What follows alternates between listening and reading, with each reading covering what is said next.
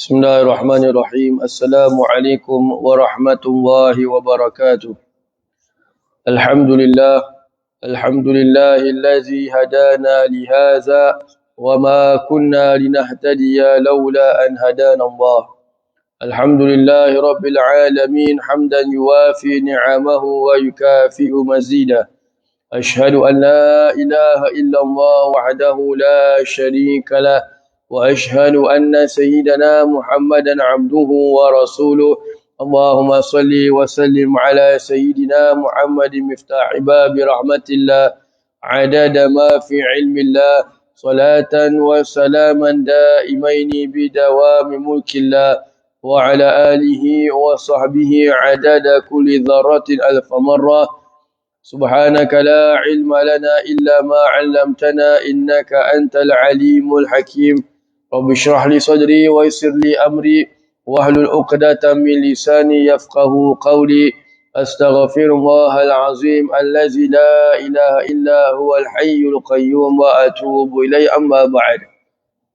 Alhamdulillah, kita kembali pada pembacaan kitab Safinatun Najah, di mana pada minggu yang lalu kita telah memasuki bab yang baru berkenaan dengan uzur yang dibolehkan bagi seseorang meninggalkan solat, ataupun jika mana seseorang itu meninggalkan solat kerana uzur-uzur ini, maka ia tidaklah mendapatkan dosa yang besar. Pertama sekali, an-naumu ialah tidur. Jadi maka jika mana seseorang itu tidur sebelum masuknya waktu ataupun setelah masuknya waktu dan dia yakin dapat bangun sebelum kehabisan waktu, maka tidur yang demikian itu adalah tidur yang dimaafkan. Tidaklah dia menjadi dosa ketiduran tersebut sehingga menyebabkan keluarnya waktu solat tersebut. Kemudian jika mana ia tidur dan dia tahu bahawa jika mana dia tidur ini ia akan bangun hanya setelah keluarnya waktu, maka jadilah tidurnya itu haram dan meninggalkan sembahyang itu juga adalah haram. So dalam arti kata yang lain, dia dapat double dosa.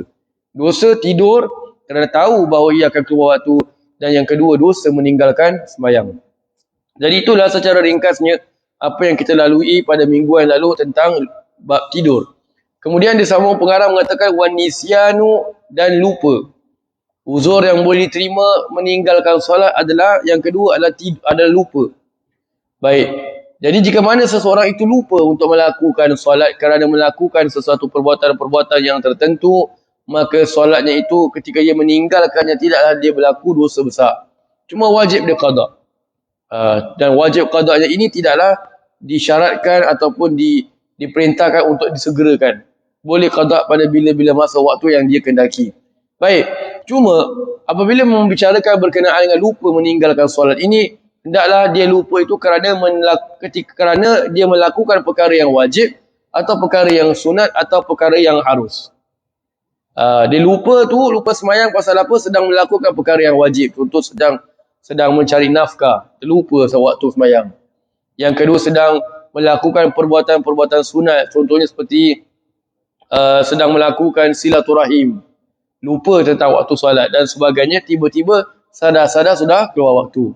Ataupun perbuatan yang harus. Apa perbuatan harus? Contohlah sedang makan, contohlah makan lepas waktu maghrib. Kan bang maghrib dia buka puasa, dia makan, tak tengok jam, dah isyak. Maka ini pun lupa juga. Lupa dah masuk isyak ni. Maka ini lupa yang boleh terima. As long as dia wajib, sunat dan juga harus.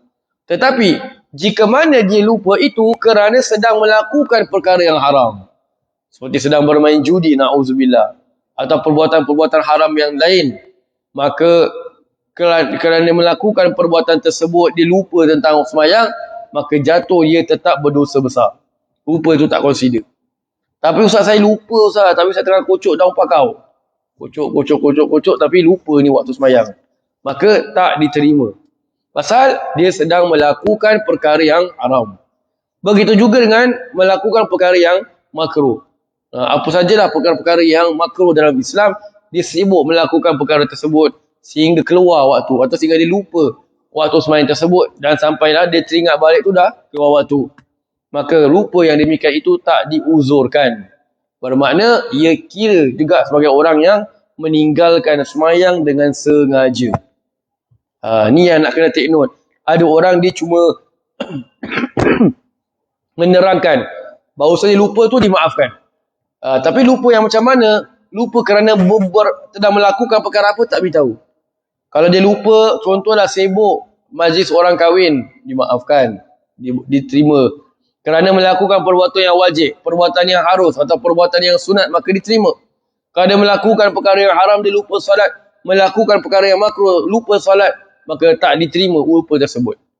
Baik, so ini dua sebab yang diberitahu oleh pengarang bahawasanya keuzuran ini diterima dalam Islam, maka dia tak berusaha meninggalkan sembahyang tersebut. Cuma kalau dalam kitab-kitab yang lain, dia akan beritahu bahawasanya total sebenarnya uzur meninggalkan solat itu dia ada 4. Kalau tadi dia dah beritahu tidur, yang pertama tidur, yang kedua adalah lupa, yang ketiga adalah jika mana dia menjamakkan solatnya. Waktu pertama pergi ke waktu yang kedua. Waktu yang kedua pergi pada waktu yang pertama.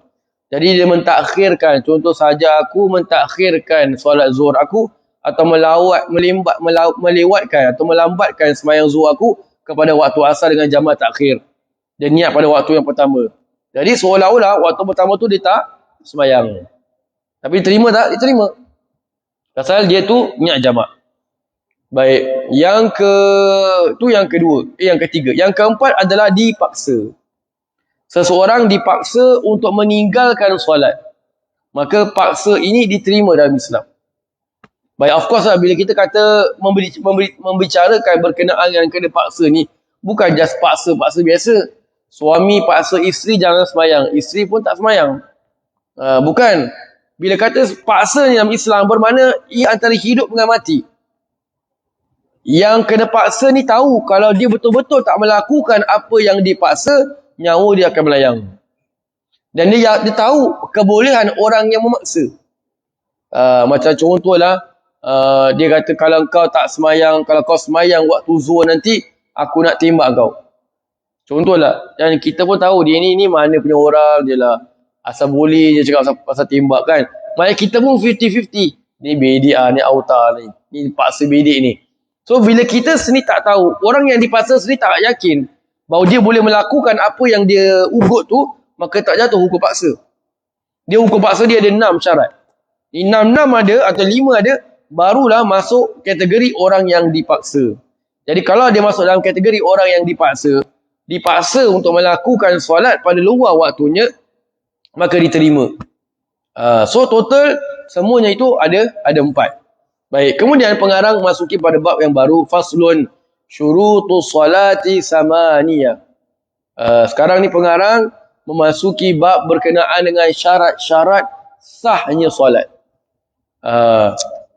Syarat-syarat sahnya solat. Pasal solat ni dia ada 2 macam punya syarat.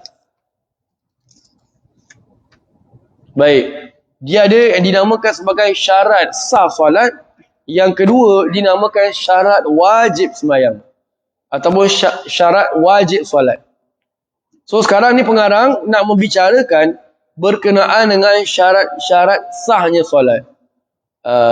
Jadi syurutus salati, apa dia kata oleh pengarang sini, syurutus salati samaniyah, syarat-syarat sahnya solat seseorang ada 8. Jadi kalau salah satu tak ada, maka tak sah sembahyang dia. Syarat jenis yang kedua adalah syarat wajib solat. Kalau syarat-syarat ini ada, bermakna dia dikategorikan sebagai orang yang wajib solat. Dah wajiblah untuk dia sembahyang. Apa dia tu? Yang pertama sekali adalah beragama Islam. Yang kedua adalah baligh. Ini syarat wajib solat. Syarat sah solat itu kita akan lalu nanti dalam kitab Safinatun Najah ini. Pertama sekali adalah Islam. Yang kedua adalah baligh. Yang ketiga adalah berakal. Yang keempat adalah suci daripada haid dan nifas. Yang kelima, sampai dakwah kepadanya. Yang keenam, selamat panca inderanya.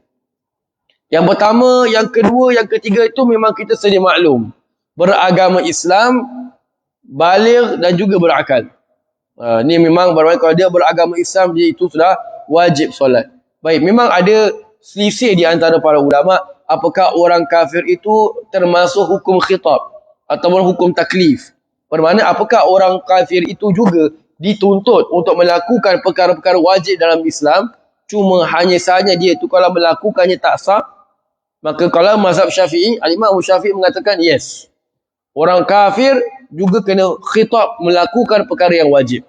Bermakna kalau by right, orang kafir itu akan orang kafir itu akan diazab kerana meninggalkan solat, kerana meninggalkan zakat, kerana meninggalkan puasa, dan kekafirannya sendiri pun kena azab. So orang kafir itu dituntut sembahyang kena, puasa kena. Cuma kalau mereka buat tak sah, pasal mereka bukan Islam.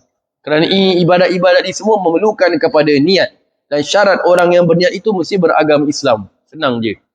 Jadi syarat wajib solat itu dia ada 6. Yang pertama adalah Islam, yang kedua adalah baligh. Bermakna kalau sebelum baligh itu tidak wajib, cuma wajib bagi walinya itu menyuruhnya dan memukulnya mengikut yang diizinkan syarak ketika sudah berumur 10 tahun. Yang ketiga adalah berakal. Yang keempat adalah bersuci daripada haid dan juga nifas. Yang kelima sampai dakwah. Jadi kalau dihidup di tempat yang di mana tak masuk dakwah Islam dalam negeri tersebut, ataupun kampung tersebut, ataupun hutan tersebut, contohlah dia tinggal kat padang pasir ke, dia tinggal kat dalam hutan ke dan sebagainya, membesar di situ, dan Islam tak masuk that region, that area, tak ada orang yang berdakwah ke area situ, maka dia belum dapatkan perintah solat. Ataupun dia cuma tahu tentang Islam tapi tak tahu apa nak kena buat dalam Islam, tak tahu tentang kewajipan solat, maka dia tak masuk wajib solat. Yang keenam adalah selamat panca inderanya.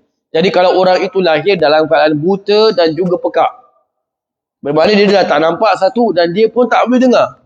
So information tak boleh masuk dalam diri dia. Maka orang ini diuzurkan.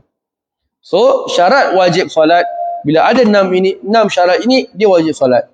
Islam, baligh, akal, bersih daripada suci, haid dan nifas, sampai dakwah, dan selamat panca inderanya.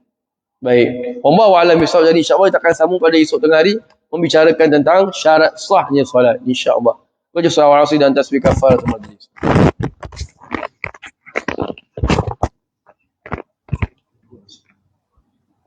آمين آمين آمين يا رب العالمين. ربنا تقبل دعاءنا وأعمالنا وصلاتنا إنك أنت السميع العليم، وتب علينا يا مولانا إنك أنت التواب الرحيم. دعواهم فيها سبحانك اللهم وتحياتهم فيها سلام، وآخر دعواهم الحمد لله رب العالمين. تقبل الله منا.